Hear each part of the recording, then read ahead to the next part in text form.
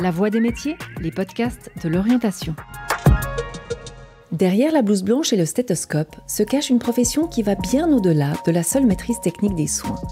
L'écoute, l'empathie et le réconfort sont également indispensables pour soutenir les patients et aussi leurs familles.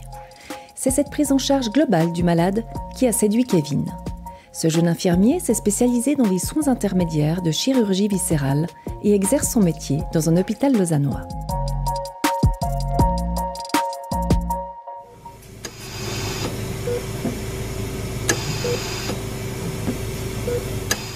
Je m'appelle Kevin, j'ai 29 ans, je suis infirmier depuis 5 ans et je travaille dans un hôpital sur Lausanne. J'ai beaucoup parlé à des infirmiers, j'ai discuté avec eux et puis c'est ce qui m'a motivé à devenir infirmier. Ils étaient plus dans la pratique, plus dans l'action. Nous, une journée type, on arrive le matin à 7 heures.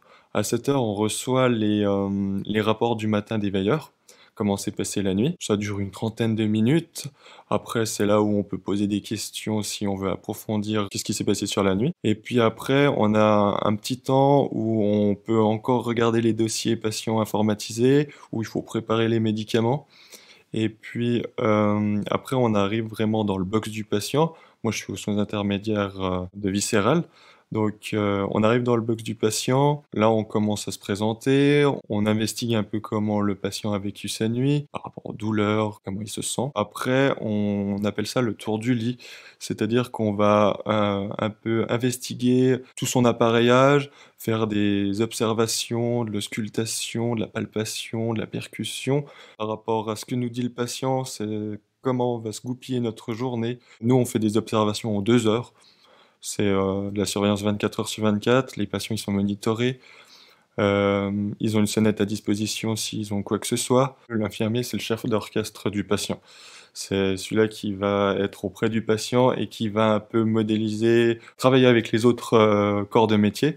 On travaille surtout avec les médecins. Et puis, vu que c'est des soins intermédiaires, on a aussi un médecin-chef de soins intensifs. On regarde les besoins du patient et après, on peut appeler plusieurs corps de métier, comme les physiothérapeutes, pour tout ce qui va être respiratoire chez nous et puis mobilisation. On va avoir aussi tout ce qui va être ergothérapeute, surtout quand on reçoit des patients des soins intensifs, on a des polyneuropathes des soins, c'est des patients qui ont de la difficulté à se mobiliser du fait qu'ils ont été alités X temps.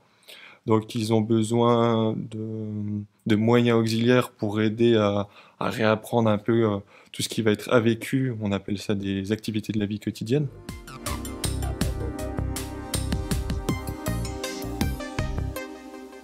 L'infirmier peut travailler de jour et de nuit. Chez nous, c'est obligatoire de faire les 2 horaires.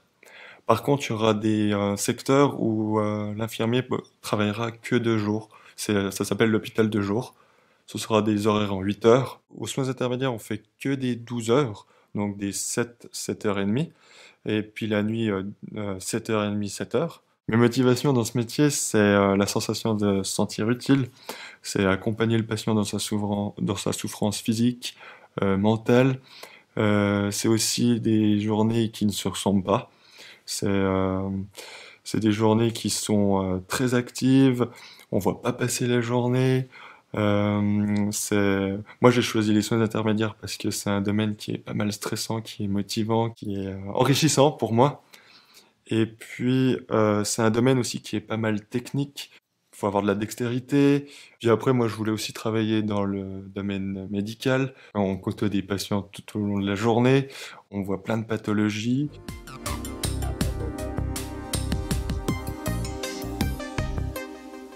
Alors, les avantages de la profession infirmière, c'est la sécurité de l'emploi.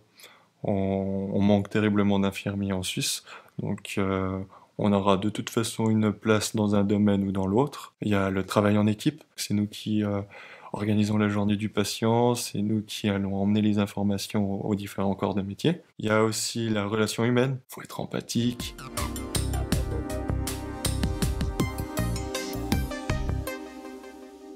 Quand je me lève le matin, je sais pas du tout qu'est-ce qui va se passer sur la journée. Sinon, il y a aussi la diversité des carrières. En étant infirmier, on peut tant faire de la psychiatrie On peut faire de la santé communautaire, des soins aigus. Dans le domaine où je suis, on fait des 12 heures de temps, donc il faut être là psychologiquement et physiquement pendant 12 heures de temps. On a au bout de la chaîne les patients, donc ça veut dire que il va falloir réfléchir, anticiper toujours par rapport aux patients. Il faut toujours qu'on soit attentif à pas faire la moindre erreur. Donc c'est vrai que psychologiquement c'est dur à supporter. Physiquement à 12 heures c'est aussi dur à gérer, mais c'est gratifiant.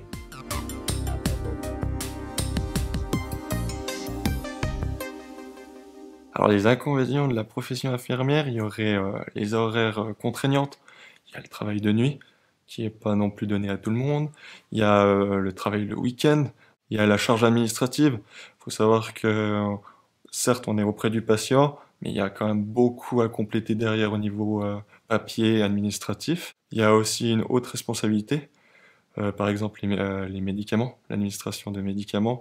On n'est pas, si on fait la moindre petite erreur, c'est le patient qui va ressentir tout ça.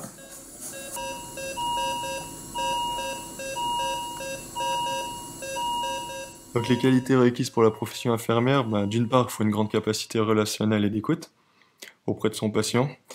Il faut des connaissances solides et théoriques en anatomie et en physiologie humaine, mais ça va s'apprendre au cours de nos études. Il faut de la dextérité, il y a beaucoup de gestes manuels, il faut être précis.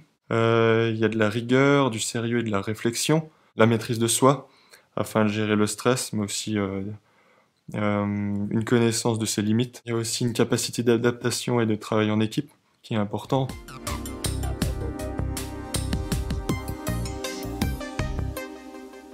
Les possibilités de formation continue, on appelle ça du post-grade en étant infirmier diplômé, c'est varié. Quand on sort de l'école, on est plutôt infirmier diplômé, ce qu'on appelle, et après, tout ce qui est formation post-grade se fait sur 1 année, voire 2 ans. On va dire dans les formations les plus élevées, on a l'anesthésie, les soins intensifs, les urgences et les soins intermédiaires.